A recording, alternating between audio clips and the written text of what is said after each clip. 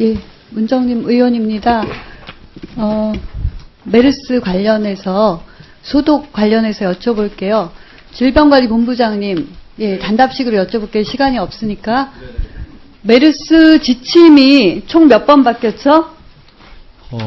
1판부터 1판, 몇 번 2판, 바뀌었죠? 그리고 3-5판까지 있습니다. 3-5판이요? 3-3판까지 제출됐는데요. 3-5판은 또 이름이 좀 다른 것 같습니다.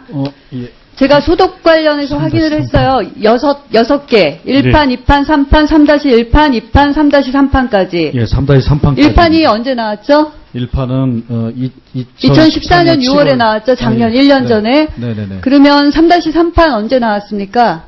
3-3판은 6월 7일 날 나왔어요. 네, 그렇습니다. 예.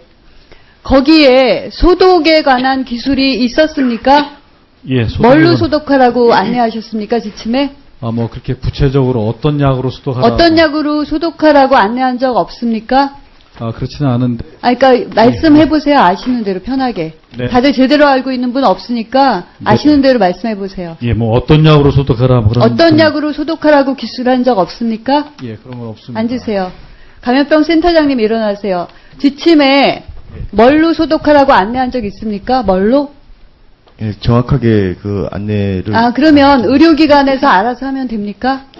저희가 의료기관에서 소독하는 규정은 별도로 또 따로는 있는데. 별도로 어디 규정 말하는 거예요? 복지부의 의료기구 및 의료 예. 물품 소독이요? 예, 맞습니다. 거기에 자세한 안내가 있습니까? 네, 있지만- 확인하셨습니까? 의원님이 말씀하시는 그런 메르스에 대한 거는 정확한 기술 안 메르스뿐만 아니라 자세한 안내가 없어서 드리는 말씀이에요. 예. 센터장님 앉으세요. 권준욱 정책관님 일어나세요. 국장님 일어나세요. 메르스 집중치료병원 많이 다니셨죠?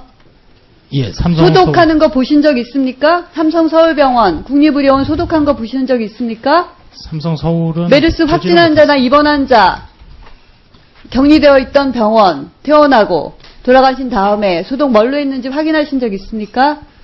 직접은 확인을 있어요, 못했습니다. 없어요? 그러면 뭘로 소독하는지 확인하셨어요?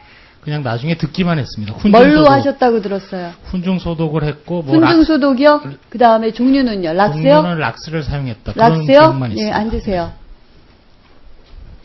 복지부의 의료기관 정책과장님, 부서는 의료정책실장님이죠? 김강립 정책관님 일어나세요.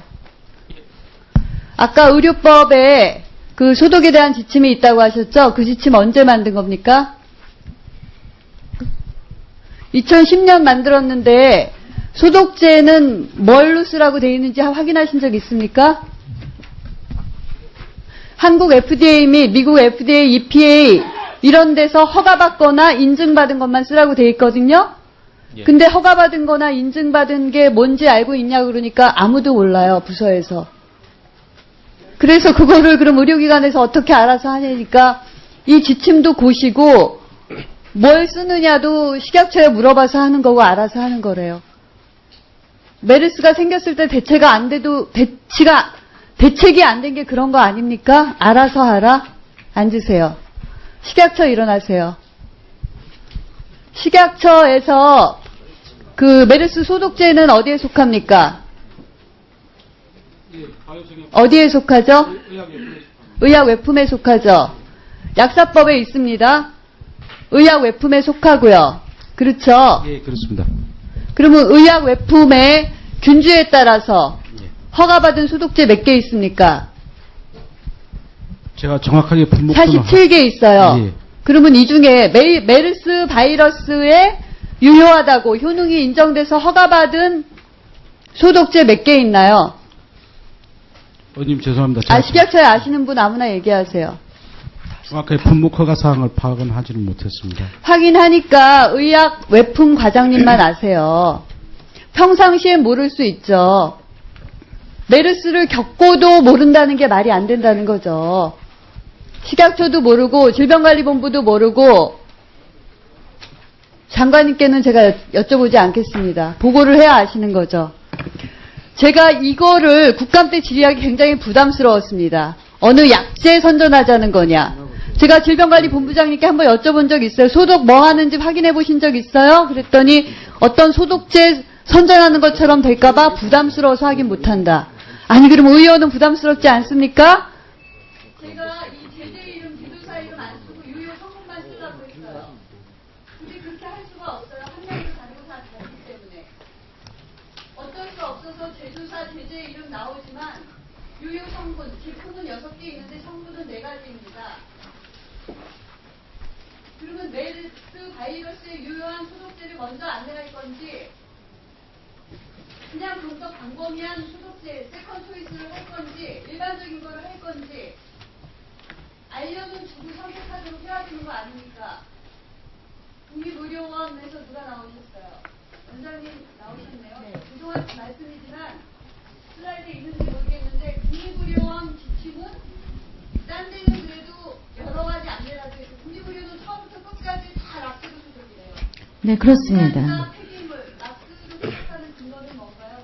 그건 우리 존경하는 문정윤 의원님 잘 아시겠지만 이볼라나 메르스나 미국 FDA나 그다음에 전 세계적으로 그 락스를 쓰고 있는 것이 일반적인 의견들이 있습니다. 락스는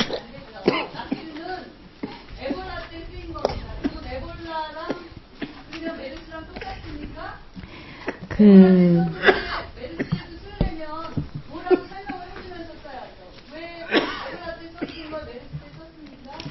의원님 잘 아시겠지만 이 상황은 굉장히 응급 상황이었고 그리고 미국 FDA와 그 외에 WHO 거기에 스탠다드를 썼습니다.